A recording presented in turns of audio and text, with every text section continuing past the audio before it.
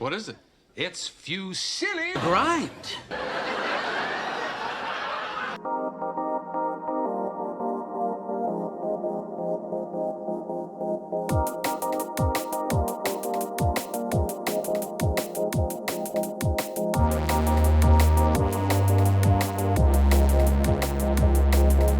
This could be Western Australia, in my opinion. I actually think I prefer Western Australia here. What's the guess? What's the reason for West? We have very red soil. We have like trees which are common in Western Australia. The MK short is west. eucalyptus ones. Does Kratzu move here? I think Western Australia makes more sense. MK is west, Kratzu so far is east with 5 seconds left to play, 2400 health and 2.5 times the multiplier. This could be very, very dangerous, and it is towards the west. But is it going to be enough? Oh yes, sure it is. That's going to be game. Boom. What's up? We're back. Welcome back to the show. How are you? Nice to see you again. Thanks for coming back. This is a little addendum to the SOTY video that I put out about 2 weeks ago, my mid-year SOTY predictions. If you haven't seen the first part, go check out the first part. This is a little bit of a response to the comms, the communications that we received in response to the video itself. So, you know, a couple of weeks have gone by, a couple of little developments have been made. Things are starting to become clearer as we near the end of the year. The final push for the 2024 Thrasher Skateboard Magazine Skater of the Year, aka SOTY, race is going to hit us with a barrage like we've never seen before. Every year there's more and more content, a shoe part, a wheel part, a weed sponsor part. Anyway, we're about to have a lot of stuff coming down the pipe, but I wanted to solidify that list from the last video and talk about a few people that you, the Fusillionaires, alerted us that we maybe forgot to put in the conversation, the first of which being Braden Hogan. Somebody shouted out Braden Hogan in the comments. I think famously Nikolai Piombo refers to him as Braden Hogan. Bro, Braden Hogan? Which is legendary, by the way.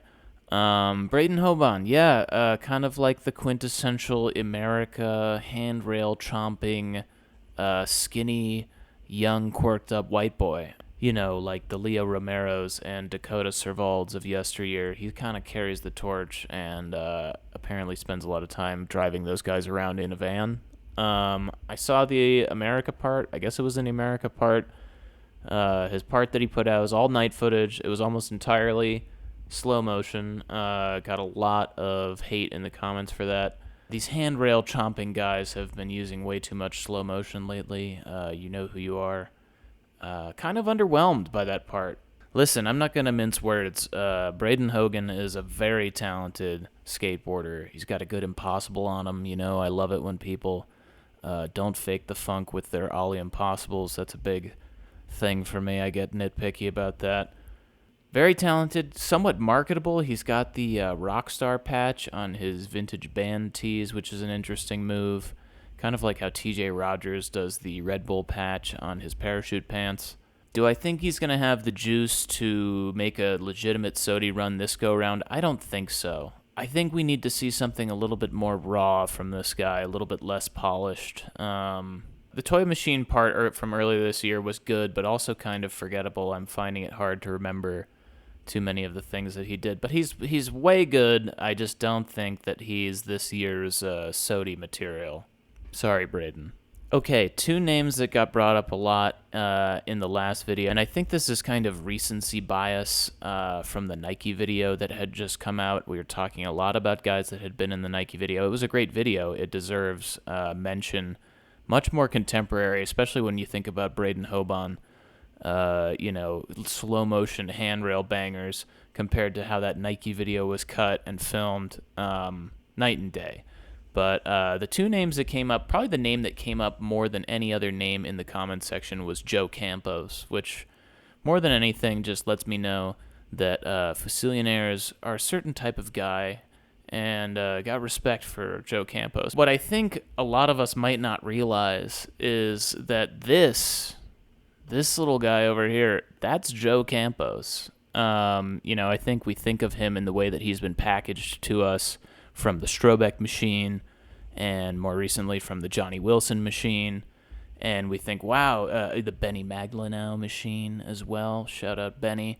We think, wow, look at this kid. You know, he's got swag. He's got saggy pants. He's wearing black Air Forces, doing crazy kickflips, riding street transition. But this is the Joe Campos of really not that long ago. I mean, look how high res this photo is. For there to be a photo of him at whatever age this is, my guess is like 6 or 7, blasting a tuck knee frontside air, perfect form in the deep end. Look how high res this is. This is a square. This is at least from the age of Instagram. So it just goes to show you how green this kid really is. Now, green in age, but not green in skateboarding. He's been skateboarding, you know, as long as many of the people who are in the running, but he hasn't really been out on the scene for that long. And that's why I think everybody's kind of hot for Joe Campos right now. He's great. He's cool. He's got the long hair. He's fresh but kind of grimy at the same time, but not full like Villa Wester gutter punk grime. So Joe Campos is hitting on a lot of cool guy cylinders right now. And so too is Kareem Callender. A lot of people shouted out Kareem as well, and Kareem definitely deserves mention. He's definitely had a great couple of years sort of bursting onto the scene. But again, I think both of these guys have not been out long enough to be a real legitimate consideration for SOTY contender. Although I will give it to Kareem, he seems to have revived something that I thought was a bit of a lost art, and that is saying funny things in skate videos that people will remember and repeat. With the Papa, let me get a Coco. Papa, let me get a Coco.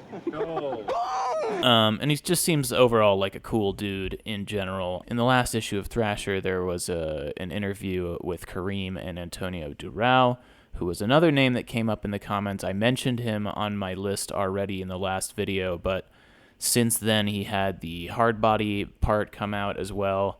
And the hard body part was great, don't get me wrong, but for me didn't have the makings of a SOTY run contending part. It kind of felt like throwaway. I mean, he had his ender on the same spot in that part and the Nike part. I think it would have played a lot better, and I'm sure they had no control over this, but if they had got that hard body part out before the Nike part, that would have been a better progression of things for people to see. But because of the way that it ended up happening, it kind of felt like, okay, like he did the cancel flip on the D7 for his ender, but that's nowhere near as sick as the Nollie Tray was. So it's kind of like, what are we gonna do? Still love Antonio, super sick dude. We'll see how hard body goes. He might have to quit that and get on limo.